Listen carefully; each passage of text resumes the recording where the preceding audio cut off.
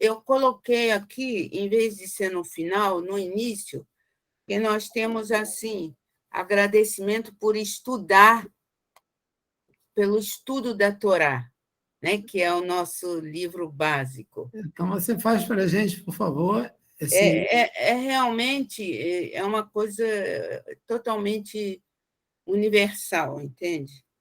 Senhor Deus do universo, adoce as palavras da Torá na nossa boca, para atingirmos a compreensão de seus desígnios.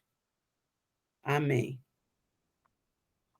Bendito és tu, Senhor nosso Deus, Senhor do universo, que nos santificaste com os teus mandamentos, nos comandaste a estudar e nos envolvermos com a Torá.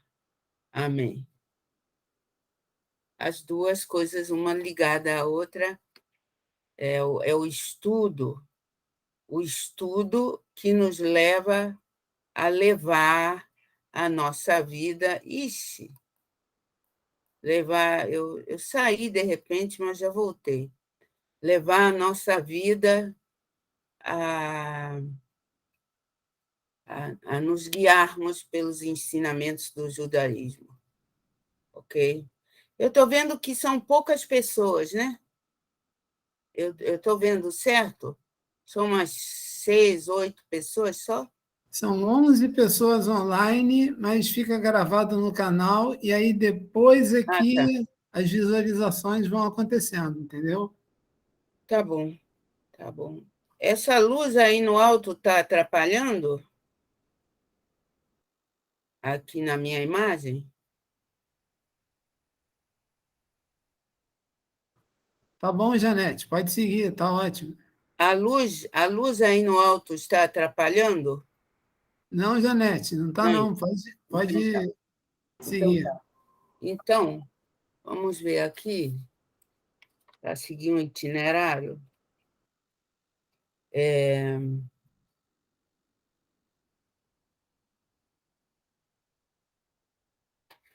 Nós temos a Torá e depois outros livros onde nós fomos aperfeiçoando nossos pensamentos. A Torá, então, através da história, né, através dos tempos, a gente tem outros livros. A Torá é a lei de Moisés, é o que os cristãos chamam de Antigo Testamento. Acredito que a maioria das pessoas conhece a diferença, né? Que vai de Adão e Eva, e depois a história no Egito, e, quer dizer, Jacó, Isaac, Jacó, depois José no Egito, e depois principalmente, então, depois, que é a grande parte da Torá, é o tempo dos judeus no deserto, quando fugiram da escravidão do Egito. E lá se estabeleceram as leis. E nós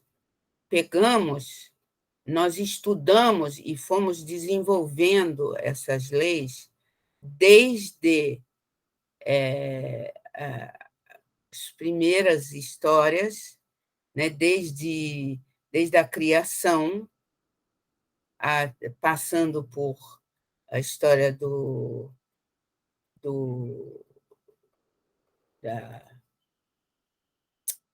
Jardim do Éden, depois Noé, Abraão, Isaac, Jacó. Fomos tirando as nossas lições, e tem coisas nessas histórias todas que nós discutimos, ou discutimos no bom sentido, tentamos entender o sentido até o final da Torá, e depois fomos elaborando aquilo. Não é uma coisa estática. Eu devo dizer que uma das perguntas que o Paulo me colocou é ramificações. Então, eu faço parte de um grupo que é chamado de judaísmo liberal. Existem outros grupos muito mais conservadores, geralmente querendo botar tudo de uma vez, são os ortodoxos, mas os ortodoxos, entre eles, também têm ramificações, né? Os liberais, obviamente, têm ramificações, como o nome já diz, com uma certa maior facilidade de aceitação um do outro. Assim como também nós aceitamos os ortodoxos, enquanto eles acreditam diferente, algumas, não as coisas básicas, a Torá em si, a história, mas eles fazem interpretações um pouco mais estritas e mais fiéis aos livros antigos, e nós desenvolvemos mais até hoje em dia. Tá? Nós, óbvio que quando você é mais liberal, como se diz, você aceita com mais facilidade os ortodoxos do que os ortodoxos aceitam os liberais, porque eles se sentem incomodados com certos pensamentos que eles acham que nós tomamos liberdade demais. Mas, assim, qualquer grupo sempre tem diversos pensamentos, né? E nós temos sinagogas separadas, completamente separadas. Tá? Isso falando sobre as. Mas o que nós temos em comum é exatamente isso que eu acabei de falar. Nós temos pouco tempo, né? 1 hora é muito pouco tempo. Eu vou pedir para vocês me interromperem quando fosse uma pergunta que precisa ser feita naquele momento. Se não precisar ser feita naquele momento, vocês anotem para eu responder depois. Então, a primeira coisa, eu até mandei aí um esquema. Eu não sei se o colega que cuida disso, se ele pode botar para as pessoas verem o esquema onde diz Torá e os profetas e Paulo, aquele esquema. O PowerPoint, Vidal. Comigo, então tá. Lá vai. Não se preocupe. Vai? Vai. Está indo, né? Diz que vai, vai. Tá. Para eu explicar melhor. Pronto, o que eu recebi foi isso. Não, o outro. Esse? Um anterior. Eu só recebi esses dois. Itamar? Cadê o outro? Paulo, você me mandou mais de um? Não estou escutando, Paulo. Uma Desligado o aqui. microfone, Paulinho. Paulo, você me mandou mais de um arquivo? Eu só recebi esse arquivo. Eu estou te mandando agora. Tá bom, então. Manda ver. É um mais simples. Vai falando enquanto a gente... Aí vocês, nesse arquivo mesmo, vocês têm assim os 5 livros de Moisés. Deixa eu ver se eu tenho aqui para me facilitar, para eu me concentrar melhor. Eu tinha, porque eu copiei, né? Eu mesmo que fiz esse. Cadê? Foi eu que montei isso, mas o que eu meti? Onde eu meti?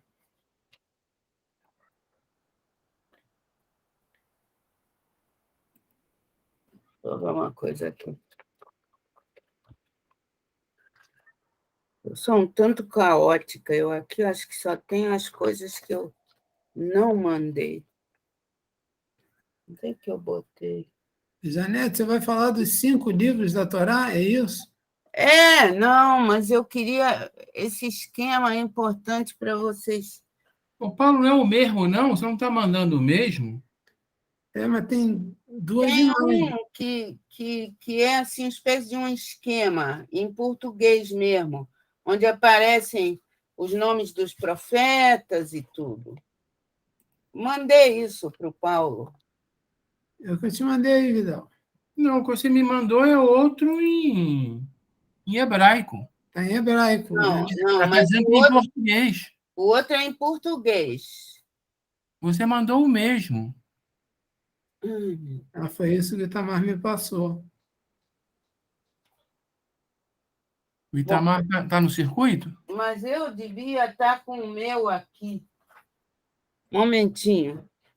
Eu podia perder esse tempo. Itamar chegou.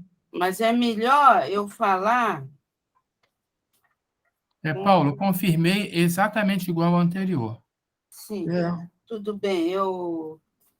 Mas é outra coisa. Mas eu vou... Eu só recebi essa imagem do Paulo para fazer o PowerPoint. Mandei a outra até antes e perguntei se ele recebeu. Ele recebeu, porque essa das letrinhas aí em hebraico eu mandei há poucos dias, mas eu já achei aqui, fica mais fácil.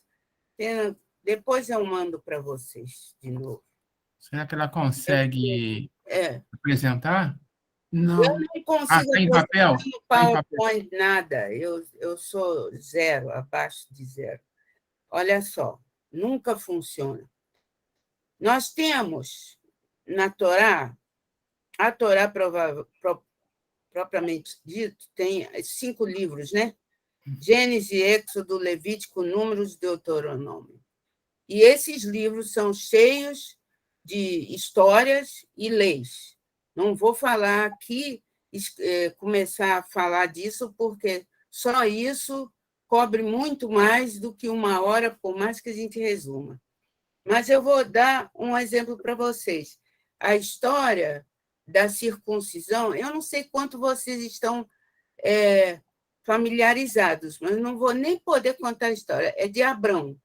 Abrão, quando quis fazer um pacto com esse Deus único, que foi uma ideia aparentemente dele, segundo a história da Bíblia, chegou uma hora que ele quis fazer um pacto.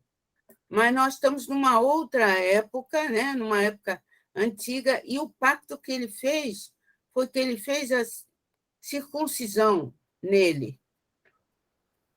Mas dizem os antropólogos que a circuncisão já existia antes, no Oriente Médio.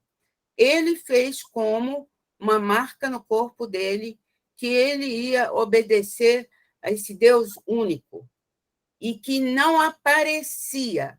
Eu acho que a grande invenção do judaísmo é isso. A grande lance do judaísmo é o Deus abstrato completamente. Deus é. Você não pode nem, até mesmo dizer Deus é transcendente, é imanente, não sei o quê, você já está dando adjetivos a Deus e limitando ele. Então, nós costumamos dizer Deus é. É. A gente sabe que Deus existe. A gente acredita que Deus existe, mas a gente não coloca limitações a esse existe. Existe e é abstrato. Tá? Não jamais se transforma. Aí eu vou dar um pulo, até que, óbvio, essa é uma curiosidade, vou dar um pulo enorme. Deus jamais se encarna em homem. Então, aí que está, eu disse que eu vou dar um pulo enorme, aí que está a diferença entre o judaísmo e o cristianismo. Não é que a gente não tenha... Muitas vezes as pessoas dizem assim, você está esperando o Messias, porque você não aceita Jesus. Não, o nosso Messias não é um Deus encarnado em homem. O nosso Messias é simplesmente um arauto que vai trazer a época de amor, igualdade entre os homens, etc. E também que vai, na época que apareceu definitivamente a ideia do Messias, foi numa época em que Israel já estava sendo dominado, então nós como judeus, nós esperávamos uma época melhor, não é? Ô, Janete, E essa era a época que o Messias ia ser o arauto, mas não é Jesus, que é Deus se mostrando na Terra. Isso é uma coisa que um conceito que nós não conseguimos eu não diria aceitar, nós não conseguimos entender esse conceito. Para nós, Deus é completamente abstrato. Entende? Então, acreditamos em Deus, mas ele nunca vai se apresentar a nós. Oi, Janete. Sim. Nesse ponto, nós, espíritas, estamos totalmente de acordo com vocês, judeus, porque esse ensinamento de que Jesus é Deus, que Deus é o Espírito Santo, é dado principalmente pelos católicos e pelos protestantes. Sim. Nisso nós estamos de acordo que Deus é Deus, né? Deus é a inteligência suprema, é a causa primária do universo, e ele não encarna jamais em seres humanos. Você sabe que é muito difícil a gente encontrar uma boa explicação do espiritismo e do kardecismo, né? Que traga, eu pelo menos não conheço, que traga os conceitos. A gente só consegue ver coisas meio que... Se vocês tiverem um bom livro sobre kardecismo, eu gostaria de... O Livro dos Espíritos. É o livro dos... Paulo, para o que ela quer, a gente precisa de pegar mais pesado. É a Ramatiz. Não. É o Sublime Peregrino. Olha só, Janete. Bom, vocês discutem isso depois, porque nós não temos tempo. Aí vocês me aconselham, o Paulo me passa o melhor livro. Muito obrigado. Bom, então, nós temos, então, aí que era para vocês terem um esquema. Nós não é a Torá só. Quando a gente fala estudo de Torá, nós estamos falando estudo da Torá propriamente dita, que são os 5 livros, o estudo dos profetas e o estudo da continuidade dos ensinos. Então, vocês talvez já tenham escutado falar de Talmud, com certeza. Pelo menos quem tem mais curiosidade. O Talmud. Então, como é que foram as coisas acontecendo dentro do judaísmo? Eu vou até resumir, eu vou mandar para depois para vocês esse esquema, aí vocês sozinhos destrincham. Ou a gente tem uma outra aula com mais detalhe. O que aconteceu? Eu vou dar um pequeno exemplo do que tem na Torá, nos 5 livros de Moisés, em Êxodos 23, 19, diz assim: não cozinhar o cabrito no leite de sua mãe. Tá? Então, vocês imaginam alguém lendo isso depois, tempos depois, quando já terminou a época da Torá, dos 5 livros de Moisés.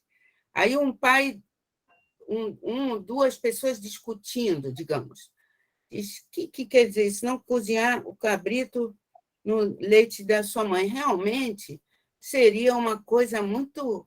É uma coisa muito, assim, selvagem, agressiva, você cozinhar um bezerrinho ou um cabritinho no leite da cabra, tá? Da sua própria mãe, dentro do seu próprio alimento. Que coisa horrível, que coisa selvagem. Mas aí o outro diz assim, bom, realmente, mas eu até acho mais. Eu acho que cozinhar um bezerrinho, um cabritinho ou um bezerrinho, qualquer animal, um cabritinho no leite de qualquer cabra, mesmo que não seja a mãe dele, poxa, o leite é o primeiro alimento do cabrito, fica uma coisa selvagem mesmo. Não tá bom. Aí, realmente. Aí o outro diz assim, o terceiro diz, mas escuta, isso não é só para o cabrito, isso também é para o bezerro e a vaca. É, realmente. Então, não vamos mais fazer isso, não vamos mais cozinhar animalzinho no leite. Aí um outro diz assim, mas sabe uma coisa? Não é só cozinhar, não. É fazer uma comida onde tenha, fazer um jantar onde tenha uma carne e tem leite. Realmente, é a mesma coisa que cozinhar. Se eu tiver do lado, eu tiver uma carne comer um, sei lá o quê, um soufflé onde eu botei leite, ou um pudim, não sei o quê, mesma coisa, eu vou botar na minha barriga junto. E aí, isso no andar dos séculos. Tá? Já um outro diz assim, sabe de uma coisa? Eu não vou nem botar na minha cozinha junto o animal com o leite. E o outro diz, nem leite, nem derivado de leite. Assim que foi a ideia, eles foram cada vez desenvolvendo. E é isso que foi feito pelos rabinos que foram aparecendo, os sábios que foram aparecendo depois dos tempos da Torá, foram desenvolvendo isso, e muito mal explicado por causa do tempo, seria isso que depois se transforma no Talmud. E aí que eu queria mostrar esse segundo esquema. Cadê o rapaz que... É aquele que eu já tinha mostrado? Então, Isso. Então, vamos nós.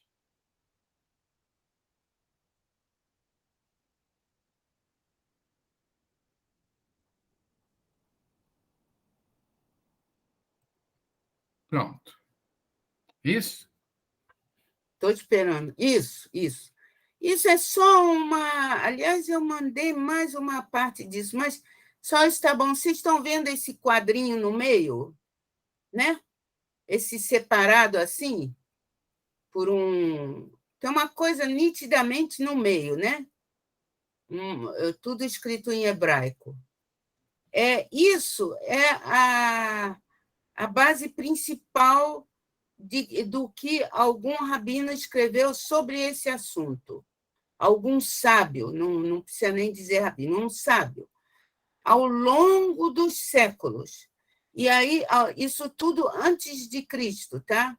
Aí, ao longo desses séculos, não é uma coisa que estava todo mundo sentado numa sala resolvendo. É tipo uma ata ao longo dos tempos. Ao longo dos séculos, tem em volta, vocês estão vendo várias setinhas e não sei o quê, Sim. de outros sábios que adicionaram coisas e que concordaram com o que o primeiro falou, o segundo falou, ou discordaram, e diziam assim, segundo o fulano de tal, que aqui eu estou colocando entre parênteses, escreveu ou falou, primeiro era tudo falado, falou há 50 anos atrás, há 100 anos atrás, eu concordo, mas eu acho que também nós deveríamos fazer mais isso, aperfeiçoar nisso, nisso e nisso. E aí, em 200 antes de Cristo, começou um medo de se perder isso, porque isso era tudo oral. Eu estou mostrando para vocês o que foi feito a partir do 200. Isso houve uma compilação. É óbvio que todo mundo devia ter suas colinhas, suas. Eles tinham, inclusive, pessoas. Hoje em dia se pensa que talvez tenham sido pessoas assim, autistas, porque os autistas às vezes têm uma memória que eles guardam tudo, né? Tem certos autistas que têm, assim como tem autistas que cantam maravilhosamente e sabem todas as letras de cor, assim teria tido. Nós temos um rapaz assim na sinagoga, que ele não é capaz de ler hebraico e ele canta tudo de cor maravilhosamente em hebraico. Então, eles teriam guardado tudo isso, um passado para o outro, e rabinos também, os sábios, um passando para o outro, e chegou uma hora que eles ficaram com medo de perder, e aí compilaram. E foram compilando exatamente na época em que Israel estava completamente dominado.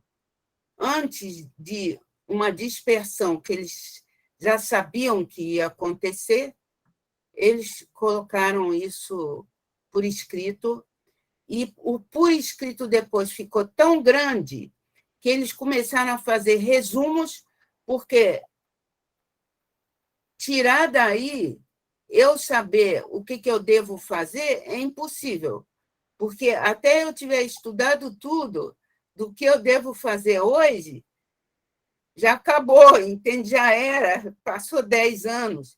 Então, nós temos depois outros livros que resumem mais diretamente o que você deve fazer no dia a dia, inclusive com essa coisa, o que você separa, o que você não separa. Os ortodoxos acreditam mais nessa separação original, cada vez mais rebuscada. Tem muita gente liberal que acha que isso é desnecessário. Eu estou no meio do caminho. Eu não misturo na minha casa carne com leite, mas eu, por exemplo, porque tem gente que não bota nem, digamos, tem 2 pias para poder usar, uma pia para preparar carne e outra pia para preparar as coisas de leite, inclusive lavar as louças separado.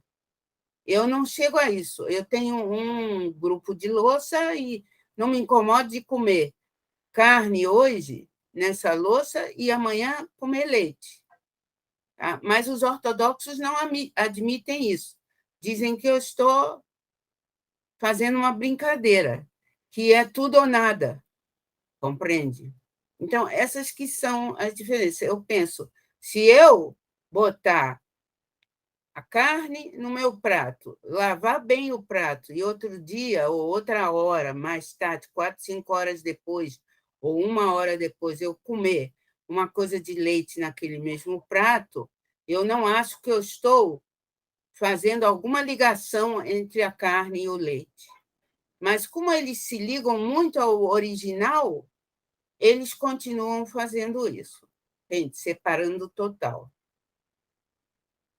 Óbvio que eu vou respeitar se eu for na casa de... Eu tinha uma amiga, só que ela hoje não vive no Brasil, ela tinha uma casa de campo, às vezes a gente ia lá, se eu lavasse uma xícara onde eu tinha tomado leite, eu escrupulosamente só lavava do lado da pia que era de leite, entende? Porque eu estava na casa dela, né? Agora, na minha casa, eu não sigo mais isso. Mas, com isso, eu estou mais ou menos assim, muito mais rápido do que eu pensava, explicando para vocês como é o nosso esquema de pensamento. E, inclusive, os profetas também tem isso. O Deuteronômio,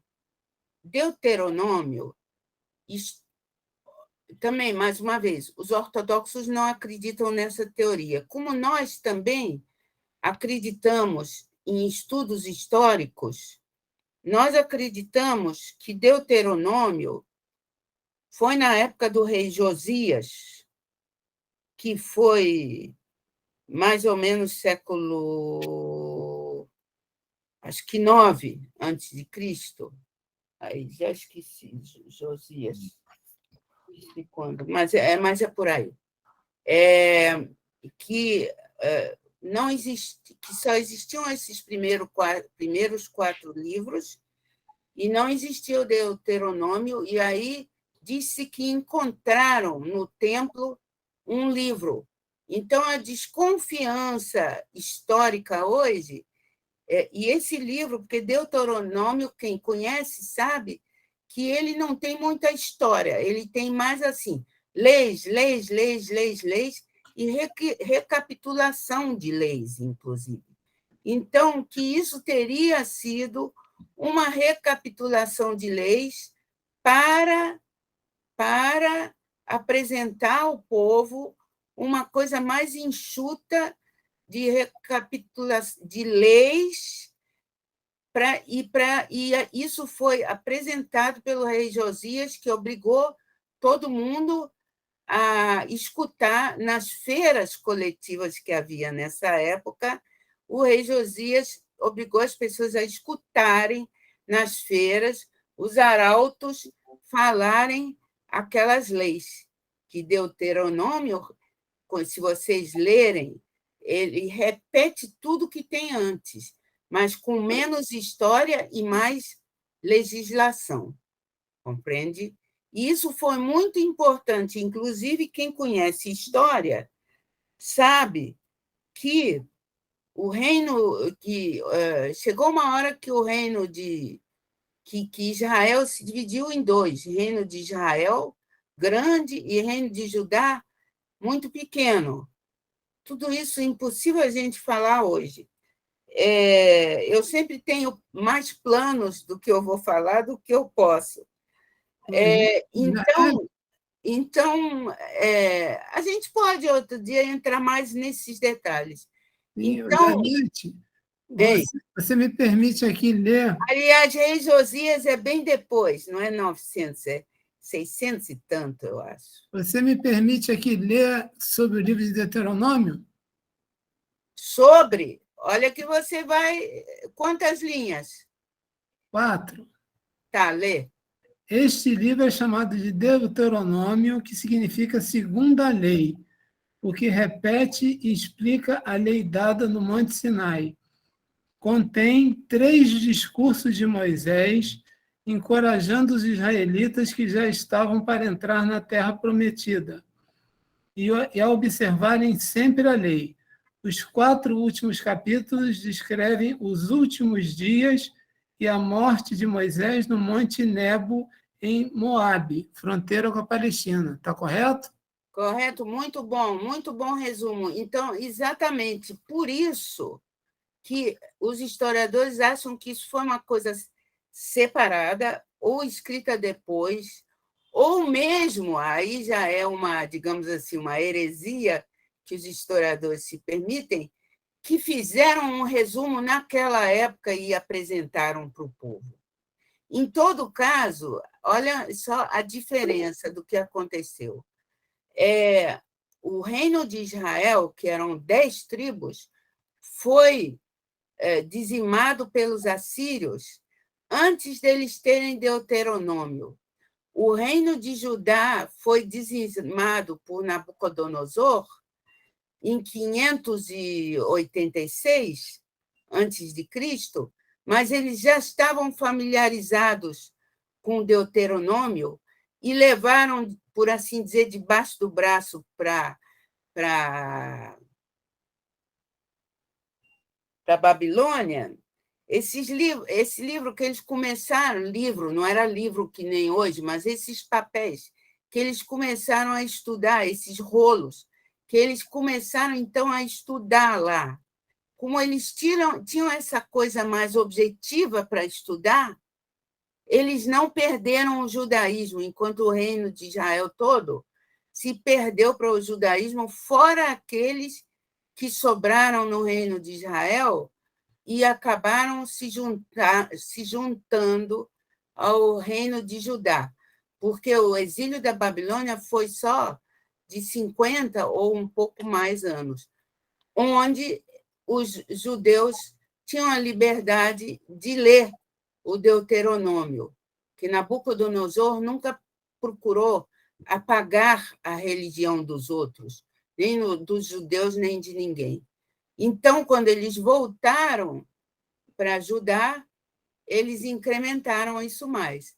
E muitos sábios foram dos que ficaram na Babilônia e começaram a bordar, entre aspas, esses pensamentos do jeito que eu dei o exemplo do não cozinhar o bezerro no leite da sua mãe, entende? E também a gente... Bom, não vou nem falar nisso, porque vai demorar demais. Tem uma coisa muito interessante em Deuteronômio, sobre quem quiser olhar, mudança de ideia. Quer dizer, Moisés teve uma ideia e o povo não gostou, e aí Moisés foi perguntar a Deus, e Deus disse, tá bom, quem está familiarizado, as filhas do Tselofhat, eu não sei como é que se diz em português, Tselofhat, é número 27, que elas não tinham, eu vou rapidamente, elas não tinham irmãos, então elas não iam ser herdeiras de terras. E aí elas reclamaram, e Moisés foi a Deus e perguntou. Aí Deus disse, elas têm razão, elas vão ser herdeiras. Junto com os homens de todas as outras tribos, elas também vão ser herdeiras, porque elas não têm irmão. Pois E é, aí os homens das outras tribos reclamaram e disseram, mas quando elas casarem, a terra delas vai para outras tribos, se eles casarem com outras tribos. Os homens da tribo delas reclamaram isso. Aí Moisés foi de novo a Deus e disse, aí, como é que fica isso? Aí Moisés volta e diz, sim, Deus disse que vocês só podem casar com os homens da mesma tribo, para as terras de vocês não passarem para outra tribo. Então, isso é uma prova, disse, da dinâmica da Torá, para você não dizer que na Torá tudo é imutável. Até mesmo Moisés, através de Deus, mudou de ideia.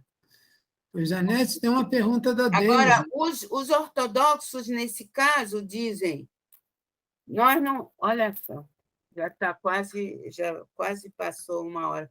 Os Janete, tem uma caso, pergunta da Deise. deixa eu só terminar isso. Os ortodoxos, nesse caso, dizem assim, a diferença entre os liberais e ortodoxos.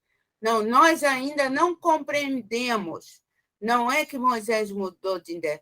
Nós ainda não compreendemos direito essa história.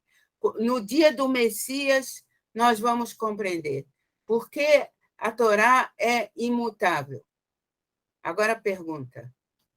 Deise, pergunta, Deise.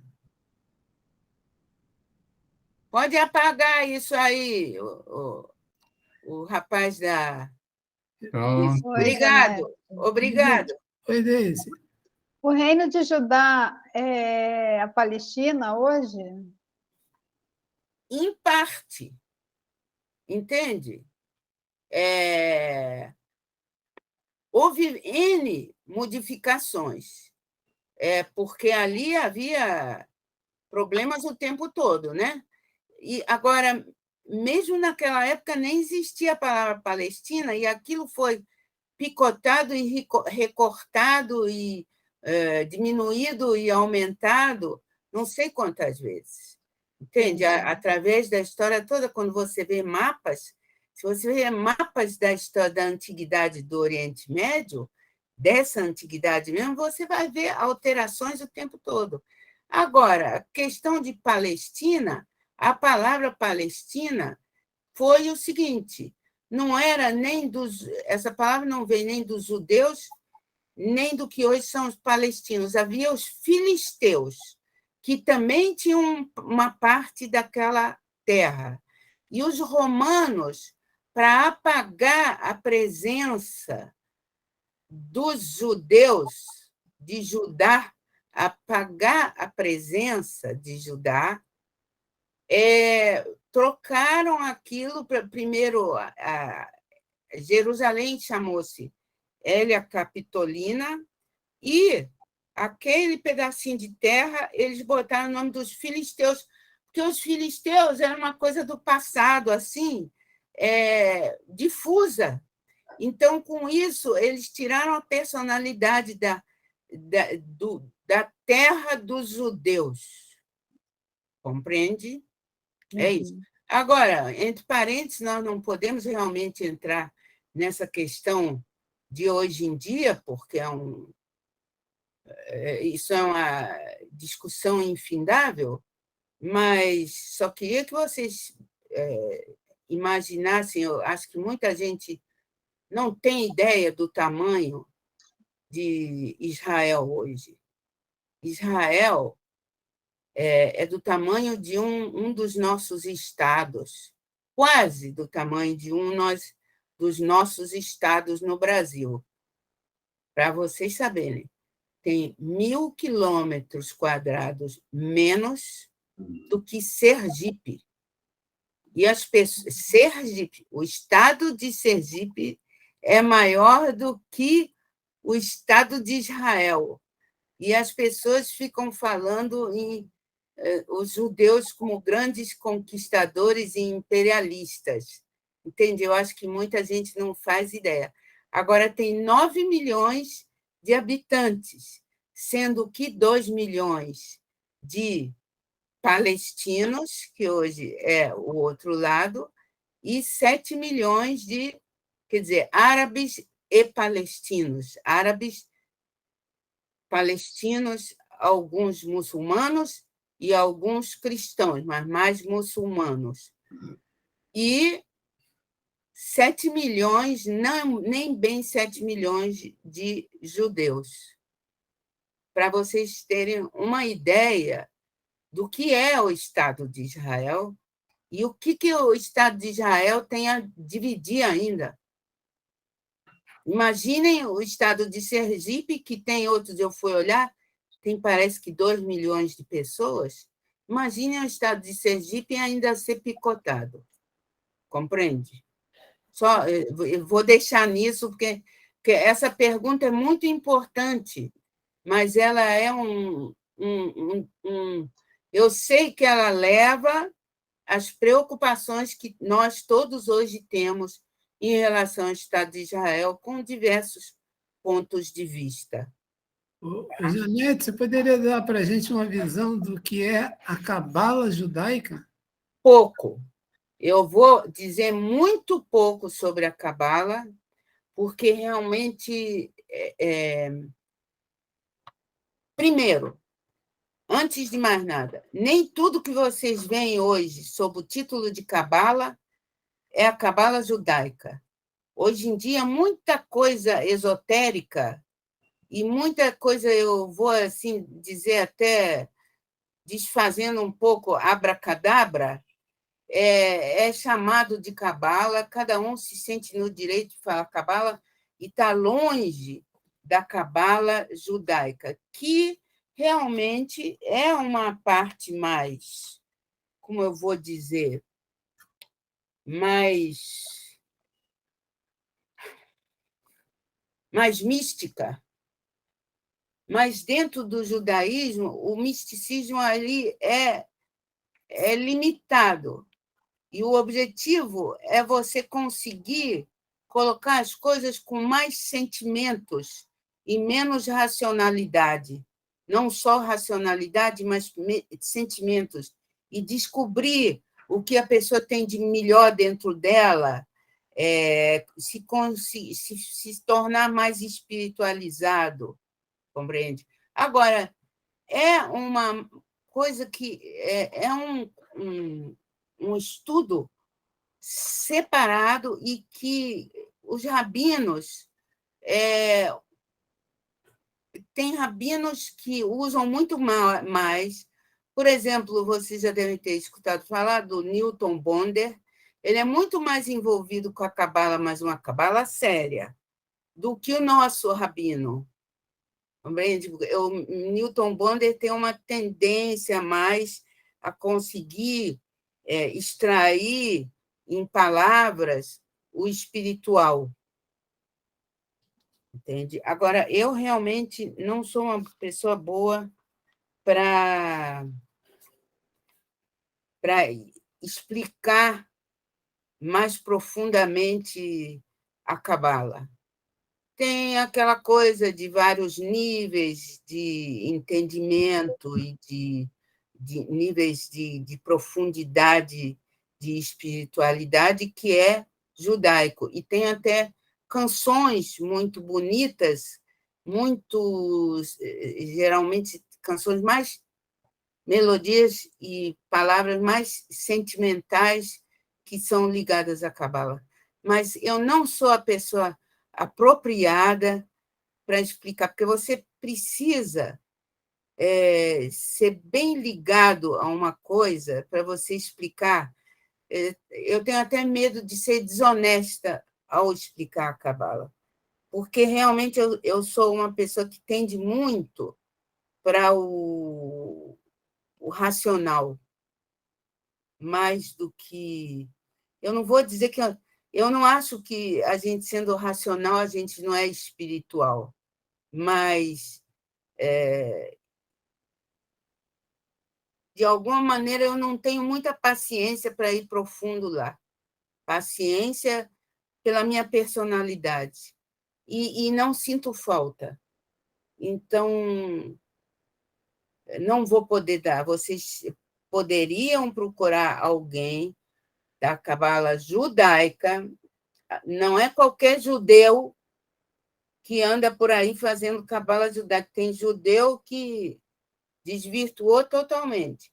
Vocês deveriam se dirigir ao Rabino Bonder, pode até dizer que eu falei, se ele poderia, ou se ele poderia indicar alguém que ele confia para fazer uma boa palestra sobre cabala. Então, depois Eu não me senti capaz, pode dizer. a gente conversa. Janete, queria agradecer a tua presença. Não chegamos nem não arrastamos, não. Até que...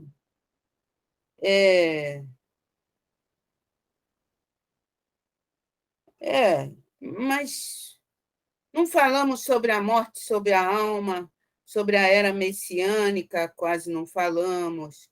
Não falamos sobre o significado dos profetas. O judaísmo é muito rico para uma hora, né? Sim, eu estou dizendo isso porque acho que, se houver mais curiosidade, não quero impor, uma próxima vez. Mas se houver mais curiosidade, seja daqui a uma semana, daqui a um mês, daqui a um ano, daqui a 2 anos, se eu ainda estiver viva, vocês